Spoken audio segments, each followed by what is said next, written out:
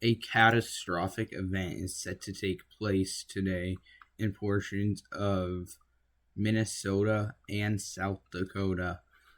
We're just going to get right into things. A derecho is possible. I'd like to throw that out there. The wording by the SPC is a derecho is likely. I'm giving it possible, though.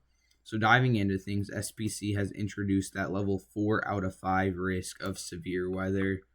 You can tell this does include portions of South Dakota and Minnesota. And we have an enhanced risk outside of that from Iowa into South and North Dakota and in Minnesota. Slight risk surrounding this. And then we have our marginal risk. And I know today we're going to see the word tossed around a lot. High risk needed.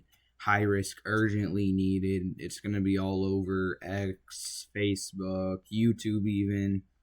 I can promise you we are not going to see a high risk unless something big changes. And if that something big changes, I will have an update for you. The tornado outlook for today is a 5% risk of tornadoes. We do think that this is where our greatest certainty for some spin-up tornadoes or maybe a prefrontal storm to fire. So we're going to watch it 2% on the outside of it. So just got to watch that. You can tell we have a 45% hatch damaging wind risk today, a 30% hatch damaging wind risk, and a 15% hatched and non-hatched. That 15% hatch risk comes right there in portions of North and South Dakota. And I would not be surprised to see our hail outlook either get hatched or have a 30% non-hatched outlook added to it. Tomorrow we have a very large marginal risk of severe weather in play. So we're going to watch this closely. I would not be surprised to see a slight risk of severe weather somewhere back there. But we will go over that shortly. No tornado outlook, 5% wind and 5% hail. Moving on to this would be Wednesday. 2 separate marginal risks. One up here in the Northeast and another here in the plains and Midwest. This extends from Nebraska and Kansas into portions of Illinois and Indiana. So we're going to watch it closely, and I would not be surprised to see a slight risk of severe weather added back there in some future update. Now moving on to models, and I'm just going to tell you now, lots of models to go through, but please stick around as this is important. So here we are. This is the current time. And as we move this forward, this is in about 5 hours. So this is 9 a.m. We're already watching for storms to go up in North Dakota and even back here in Montana and race to the east, southeastward. And I will say the latest HRRR is not painting the craziest picture like it has been, but I'm still watching it closely, and just because we have one off run doesn't mean that something cannot happen, and it could be back and even worse next run. But right now, based off the latest model guidance, a moderate risk will be maintained, and we will not see an upgrade to a high risk yet. I'm not ruling it out if something big changes though, but here we are, 10, 11, 12, 1. I just like to say here at between 12 and 1, you see the difference is here at 12, we see a bit of a organized cluster of storms, and then whenever we get to 1, we see this start to bow out some. So we're going to have to be watching this closely as this is going to race to the east, southeastward. And yeah, it's going to cause more problems. We're going to see storms fire down here in Nebraska and South Dakota. And this is where we have our 5% tornado risk in play. If we could get a prefrontal like this out in front before the line catches up to it, I would not rule out a strong tornado. We're definitely going to watch it. I would not be surprised to see a 10% hatch tornado risk added either. But so this was noon, 1, 2, 3. Then 4 o'clock, we just have a monster MCS potential derecho forming as this races to the east-southeastward, like I have said. So this is 4, 5, 6, 7, 8, 9, 10, 11, 12, 1, 2, 3. So a big event is shaping up for today, and we're definitely going to watch this closely. If I take this back, I kind of just want to put it here and go ahead and look at surface-based cape. And okay, so lots of cape in play. We have some areas nearing 5.5 to 6,000 cape today. And if we go and look at the STP, this is the significant tornado parameters. There is a bit more of a elevated corridor here, mainly confined to portions of eastern South Dakota, but that is a bit of a elevated threat. And this is as the line is pushing through. So right here, this is where the line is sitting, our potential derecho. You can tell there's a very favorable environment for a decent amount of time that kind of spreads across this area as it shifts to the east, as you can tell. So we're definitely going to have to be watching that, and I do think it's not very common, but a potential strong tornado during the derecho, like out of the line, our MCS or derecho, whatever you want to call it. I do think a strong tornado is definitely possible out of it, especially in this eastern South Dakota environment. Moving on to the HRRR, here's what I'm going to show you. So it is showing that same picture. Storms are going to go up, and as we move forward, they're kind of going to like fall apart. I just want to put this out here that's not where I meant to go. If I go ahead and head over here to 7Z, you can tell it's showing this. Here's 7Z's run. Then here we are nearing the 4 o'clock hour. And if we go ahead and take this to 8Z at 4, you can tell our main thing here that we're going to need to create this. We're going to need this middle supercell to fire if the HRRR is the scenario that comes true. We're going to need that supercell to fire here in between this supercell down here in South Dakota and this one in South and North Dakota. So we're going to have to watch it closely. But you can tell with that not firing, we get a messy line of storms, messy cluster, and it does not look as intense as it has on past runs. So we're watching this because I can't take it out this far. But first I want to look at surface-based cape. You can tell this is a really good environment. So if we get the storms out there, if we get that supercell to fire, if the HRRR scenario comes true, then we're going to have some big-time problems. And here we are. If we go ahead and look here on the 7Z, on simulated reflectivity, you can tell we have a more organized line. So we're just going to have to watch this. And here's the HRRR a bit further down to the south. And I just wanted to show you, like, this thing is heading into Minneapolis by around 9 o'clock tonight.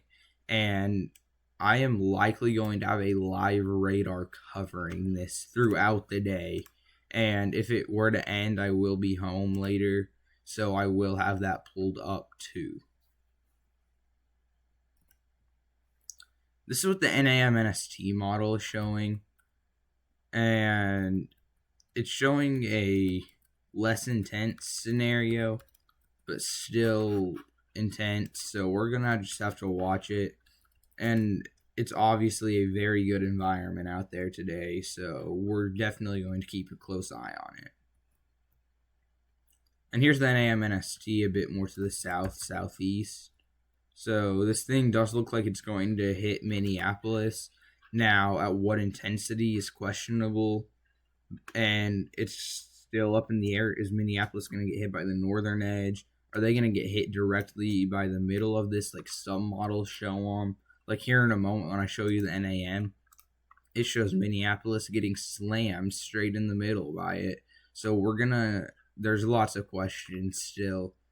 And I'm not ruling out a enhanced or even moderate risk in Minneapolis since so much changes.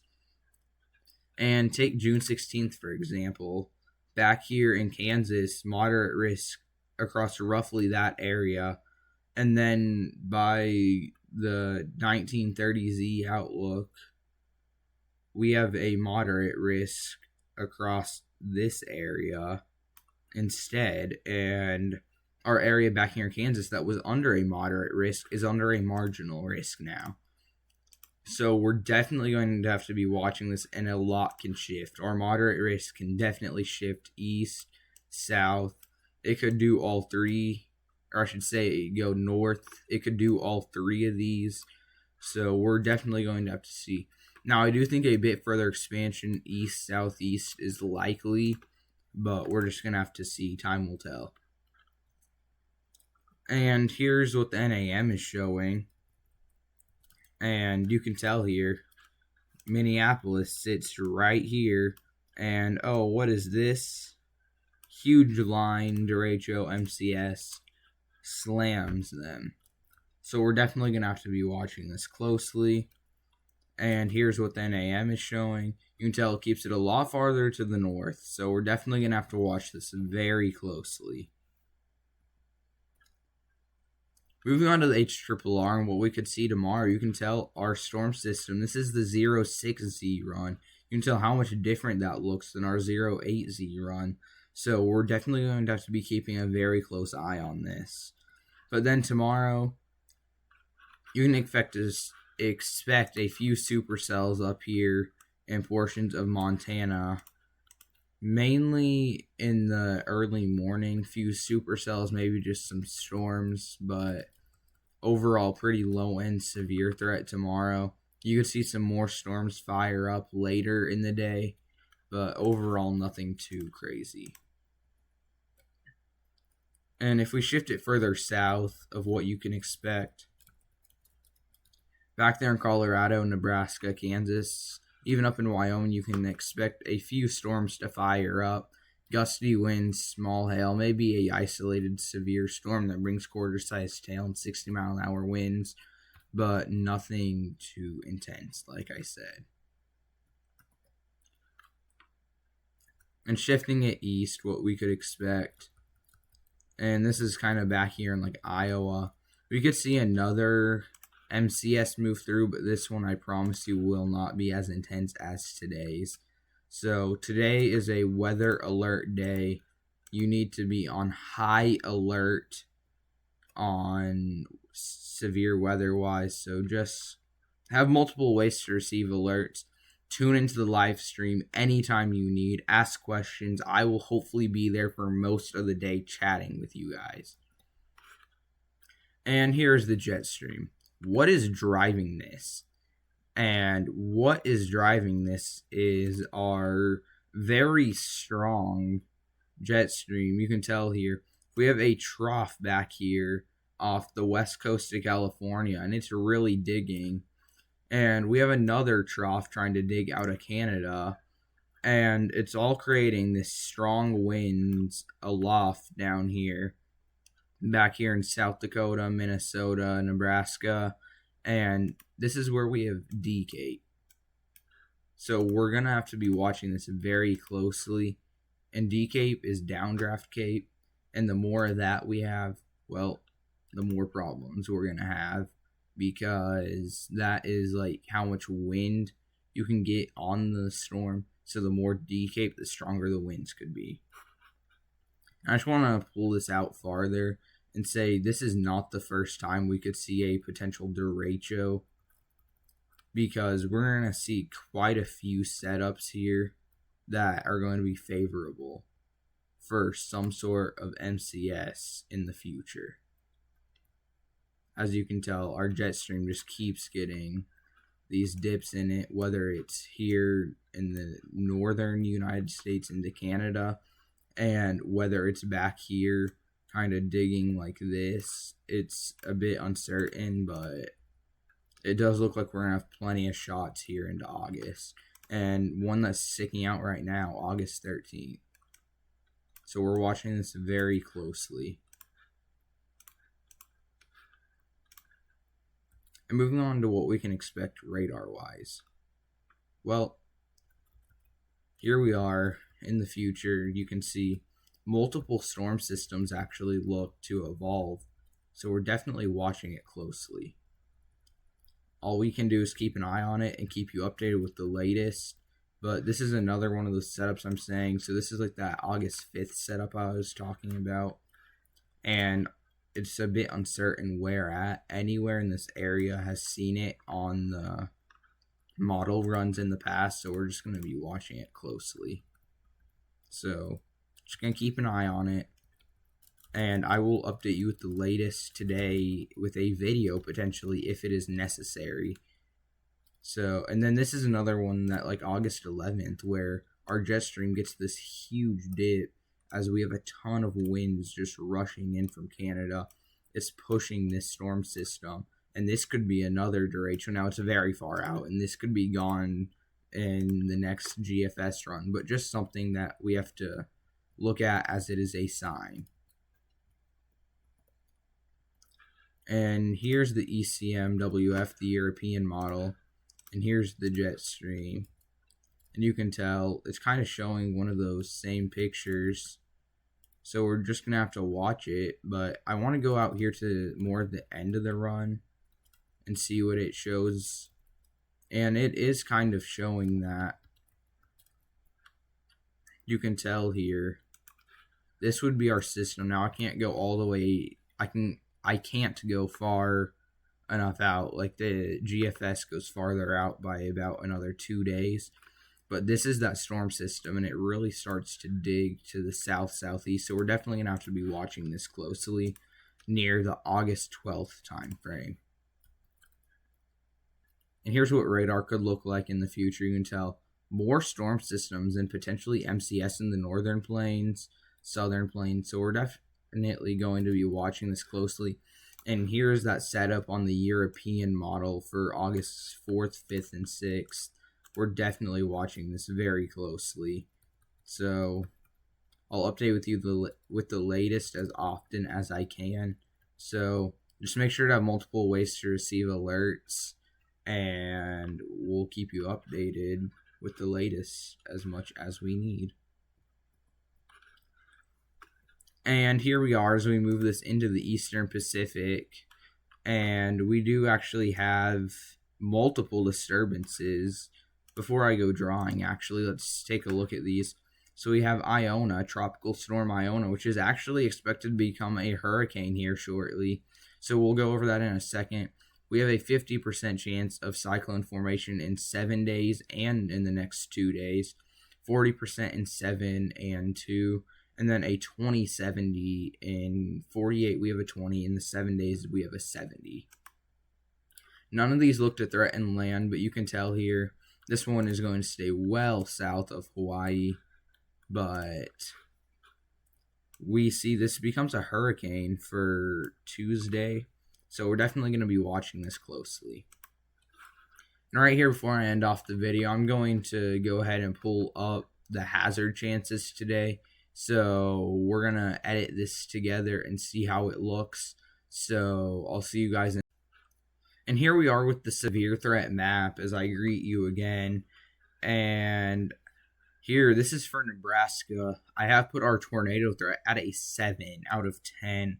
Very rare that we even see it that high. And keep in mind, it's only a 5% day. But I do think this is a very high-end environment, and we are going to see multiple tornadoes today. The wind gust is at an even higher risk at a level 9 out of 10. The only way I will put any risk ever at a 10 out of 10 is a high risk of severe weather. So do not expect a 10 out of 10 anytime soon. But if we were to see a upgrade to a high risk, a 10 out of 10 on wind gust would be put. We could see some wind gusts exceeding over 100 miles an hour. You can expect a PDS severe thunderstorm watch today. We could see some hailstones up to around ping pong to golf ball size today. We're going to watch. I would not rule out a few isolated spots, maybe seeing around baseball size. but I do think our hail threat is a bit lower at a 5, and our flooding threat is at a 2 in Nebraska. And if we go ahead and head over to Minnesota, I have lowered our tornado threat from a 7 to a 4. Wind gusts remain at a 9. Our hail I have lowered to a 4, and our flooding I've kept the same. I do think Minnesota is more of a damaging wind threat today instead of a tornado or hail threat. But I do think our tornado threat may be a bit more elevated than our hail threat, even back there in Minnesota. So we're going to keep an eye on it, and there is a chance I do bump this up to a 5 before the end of the day, maybe even a 6. If something big changes, it could go up to a 7, and we could actually even see an increase in overall severe probabilities in Nebraska. So we're definitely going to be watching this, but anytime I need to update you with the latest, I will. So thank you guys so much for watching. Make sure to drop a like and subscribe if you are new here, and I will see you in the next one. Bye.